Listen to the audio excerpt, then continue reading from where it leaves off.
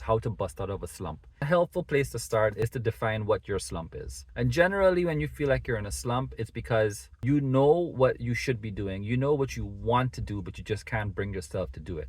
And then there's a lot of guilt and shame around that, because the reality is there's no one standing in your way except you. But at this point, if you feel really stuck, take some time, pull out a journal, open up a note on your phone, and jot down what exactly you feel guilty about, or what do you feel like you're in a slump with.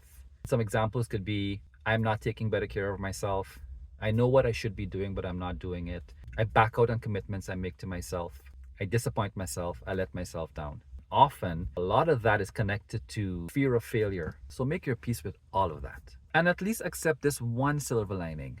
The idea that you know what you should be doing, you know what you can do, but you're not doing it, also implies that you know that you can do better for yourself. You know that you have the potential to do better. You know you have the ability. You are absolutely capable of doing all the things you believe you can do. And with that said, some positive affirmations would be helpful. Positive affirmations are simply statements about yourself that you wish to be true.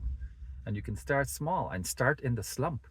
I know I can be better. I know I am capable. I know I have the potential. Years ago, when I was going through chronic anxiety, one of the things I learned was to give space to the anxiety. When I would wake up and my heart rate would be racing and my chest would feel like it's closing in on me, the only thing I could do in those moments was say, I feel really anxious right now. I feel extremely anxious. And just by acknowledging it, 50% of it went away.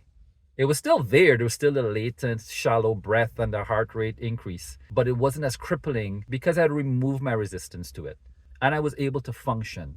And the more I gave myself space to just be honest about how I felt, the less intense it was. So if you're in a slump, let's start right there. Acknowledge how you feel, but then remind yourself of what you're capable of doing. You got this.